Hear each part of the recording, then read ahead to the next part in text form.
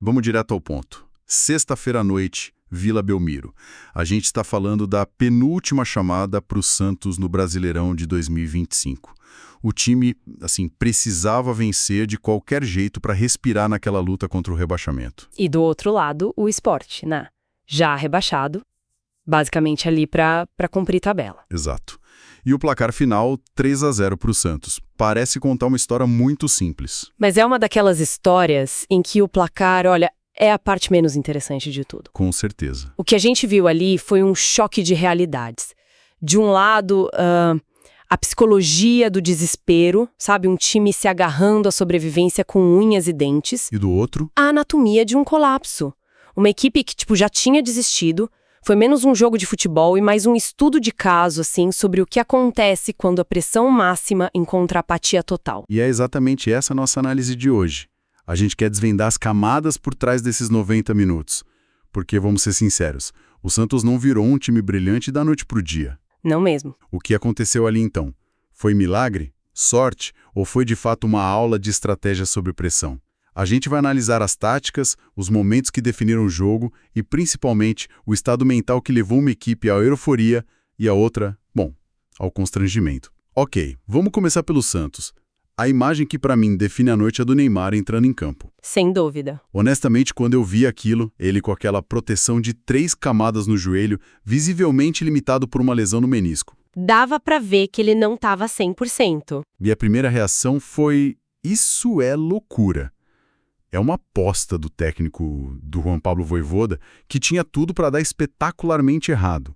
O que passava na cabeça dele arriscar o jogador mais importante dessa forma? Essa é a pergunta de 1 milhão, né?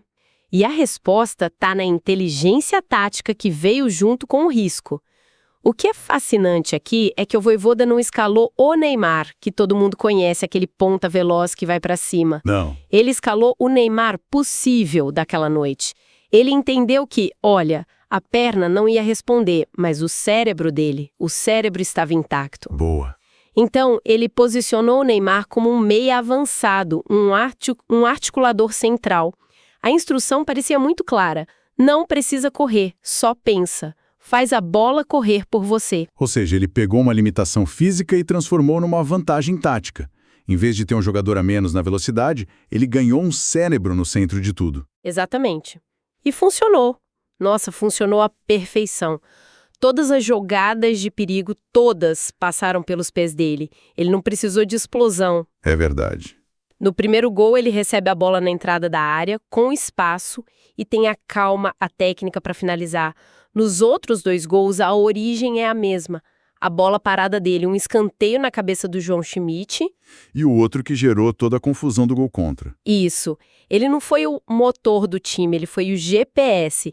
Ele mostrou o caminho e os outros correram.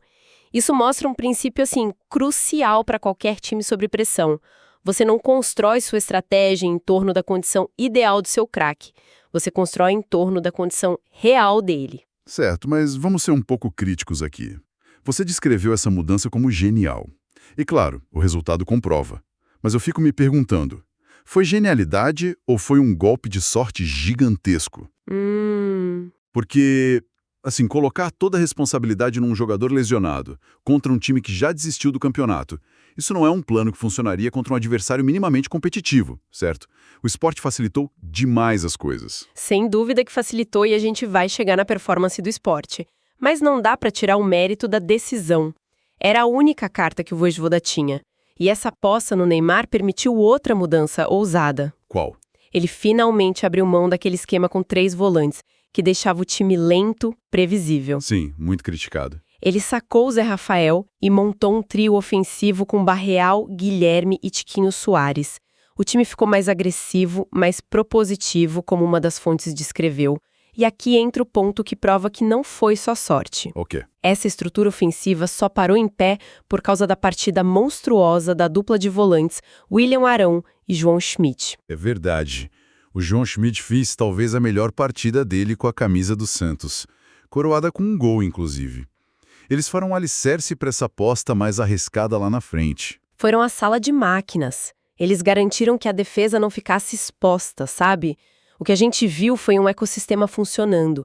A segurança dos volantes permitiu a liberdade do trio de ataque? E todos eles orquestrados pela inteligência de um Neymar estático. Perfeito. Não foi só um herói salvando o dia. Foi um herói possibilitando que o resto do time jogasse o seu melhor futebol. E para completar, ainda teve aquele desabafo dele no intervalo sobre as baboseiras que ele ouviu. A frase, nenhum ser humano merece escutar o que eu escutei. Nossa, isso dá dimensão do peso que ele estava carregando. Ele não estava jogando só pelo time, né? Estava jogando por ele mesmo. Exato. Isso me leva a pensar numa coisa. O Santos fez uma partida quase perfeita, mas o problema do time no ano todo foi a irregularidade. Essa vitória, nesse contexto, tira o time do Z4, ultrapassa o Internacional no saldo de gols. Agora o Santos depende só de si. Mas a pergunta que fica é, essa noite mágica foi o surgimento de um novo time ou foi um último suspiro desesperado que por acaso deu certo contra o adversário mais fraco possível? É a dúvida que vai assombrar o torcedor santista até o apito final da última rodada. Porque esse senso de urgência precisa ser, engarrafado e levado para os 2 jogos finais contra a Juventude e Cruzeiro. A margem para erro acabou. Acabou. A performance foi excelente, mas o contexto era favorável. Agora eles precisam provar que não foi um acaso. É impressionante a resiliência do Santos nessa noite. Mas toda essa euforia na Vila Belmiro só existe porque do outro lado do campo tinha um time que parecia não querer estar ali. Totalmente. O que aconteceu com o Sport, a palavra que me vem à mente é constrangimento. 9ª derrota consecutiva. Uma equipe descrita como sem vida. E o plano de jogo do técnico interino, César Lucena, reflete isso perfeitamente. A estratégia era jogar fechado e esperar um contra-ataque que nunca existiu. Foi uma estratégia de quem já aceitou a derrota. Exato. O time foi uma presa fácil. Eles viram o Neymar em campo, visivelmente machucado, e a reação não foi pressionar, testar a condição física dele. Não. Foi dar a ele metros de espaço para pensar.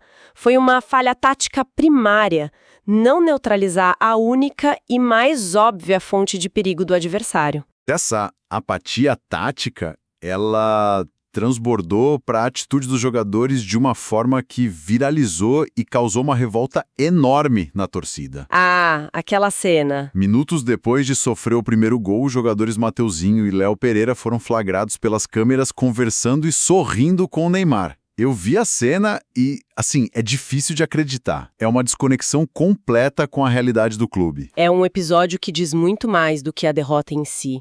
O problema não é perder para o Santos na Vila, isso está dentro do roteiro. A questão é a postura. É a postura. E a justificativa do Mateuzinho depois, de que o Neymar lembrou dele de um treino da seleção olímpica em 2016, só piora a situação. Piora muito. Isso revela uma mentalidade completamente equivocada. O seu time está sendo rebaixado de forma humilhante e a sua preocupação no meio do jogo é fazer social com o adversário? Levanta uma questão séria sobre profissionalismo, não é? Será que os jogadores entendem o que aquela camisa representa para milhões de torcedores, mesmo numa campanha desastrosa? A cena sugere que não. Sugere que, para alguns, era só mais um dia de trabalho chegando ao fim. Exatamente. E o ápice desse estado de letargia foi o segundo gol. Se a gente precisasse de uma jogada para resumir a temporada do esporte, seria essa. Uma das fontes chamou de uma lambança que retrata o esporte de 2025. É a descrição perfeita. Como foi mesmo o lance? Depois do escanteio, o zagueiro e capitão Rafael Thierry, o líder do time em campo, tenta afastar a bola e chuta com toda a força. No próprio companheiro, no Lucas Cal. Inacreditável. A bola explode nele e entra. É um gol contra bizarro, quase cômico. Se não fosse trágico para o torcedor, claro. E a gente precisa focar no Thierry. Foi uma noite desastrosa para o capitão. Ele esteve envolvido nos 3 gols. Nos 3... No primeiro, ele marca o Neymar a 5 metros de distância. No segundo, ele é o protagonista dessa atrapalhada. E no terceiro, ele perde a disputa no alto para o João Schmidt, que nem é atacante. Como um time profissional, e especialmente seu capitão, comete uma sequência de erros de fundamento tão básicos assim? Isso acontece quando a estrutura mental do time já ruiu. Erros técnicos são muitas vezes sintomas de um colapso mental. Faz sentido. O Thierry provavelmente sentiu o peso da responsabilidade, tentou resolver tudo sozinho e acabou potencializando os erros. É a imagem de um time com os motores desligados, como outra fonte descreveu. O Sport não foi um adversário, foi um passageiro do caos, apenas assistindo à própria desgraça e, o que é pior, facilitando o caminho para ela. E enquanto todo esse drama se desenrolava na Vila Belmiro, parte do destino do Santos estava sendo selado a centenas de quilômetros de distância lá no Rio de Janeiro. Sim. É impossível analisar essa vitória do Santos sem olhar para o que o Vasco estava fazendo com o Internacional. Esse é o ponto que transforma a rodada. Uma vitória simples do Santos por 1-0 não teria tirado o time da zona de rebaixamento. Não mesmo. O que permitiu ao Santos respirar foi a goleada de 5-1 que o Vasco aplicou no Inter. Esse placar elástico, totalmente inesperado, foi um presente dos céus para a equipe do Vojvoda. Mas isso muda tudo psicologicamente para as últimas rodadas, né? De repente a luta não é mais só sobre vencer, é sobre saldo de gols. Colocam uma pressão diferente, né? Totalmente. Agora não basta mais ganhar de 1-0. Se o rival faz um gol, você sente a pressão de ter que fazer mais um. O saldo de gols, que era uma preocupação secundária, virou o principal campo de batalha. Exatamente. O Santos terminou a rodada com -11 de saldo, contra -12 do Inter. Uma margem mínima que foi conquistada em 2 estádios diferentes. A combinação de resultados foi assim, perfeita. Perfeita. E antes de fechar o contexto da rodada, vale mencionar o lance do pênalti que foi anulado pelo VAR numa falta no Barrial. Ah, teve isso. Foi uma decisão correta. O impedimento do Zé Rafael na origem da jogada era claro. No fim, não teve impacto no placar, mas foi um daqueles momentos que poderiam ter gerado uma polêmica desnecessária se o jogo estivesse mais apertado. E essa combinação de resultados teve uma consequência direta para outro time.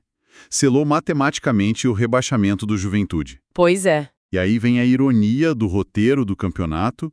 O próximo adversário do Santos é justamente o Juventude em Caxias do Sul. Um jogo com uma carga emocional absurda. O Santos lutando pela vida contra um time que ele mesmo ajudou a rebaixar na rodada anterior. É um cenário de final de campeonato. O Santos vai enfrentar uma equipe que não tem mais nada a perder, jogando em casa, talvez querendo dar uma resposta de orgulho justamente contra o time que selou seu destino. É um jogo perigosíssimo. Muito mais complicado do que enfrentar o Sport em casa. Então, para a gente fechar a conta dessa noite, o que fica é um retrato dos extremos do futebol. Sem dúvida. De um lado, a euforia contida de um Santos que se agarrou ao sacrifício do seu maior ídolo para dar um passo que pode significar a sua salvação. E do outro, a imagem de um esporte apático, constrangedor, que serviu de espelho para uma temporada inteira de fracassos. Exatamente. E isso nos leva a um pensamento final, uma provocação para quem nos acompanha. A performance do Neymar foi heroica, foi decisiva, sem dúvida alguma. Mas ela só foi possível por causa da fragilidade de um adversário entregue. O adversário permitiu, né? Sim. A grande questão que permanece é: para um time na situação do Santos, a dependência do sacrifício de um único jogador, mesmo que seja um gênio, é uma estratégia sustentável para a sobrevivência? Boa pergunta. Ou o que a gente viu na Vila Belmiro foi apenas um alívio momentâneo, uma noite mágica que pode mascarar problemas coletivos que ainda precisam ser resolvidos nas 2 finais que restam? Foi o início da salvação? Ou foi um milagre que não vai se repetir?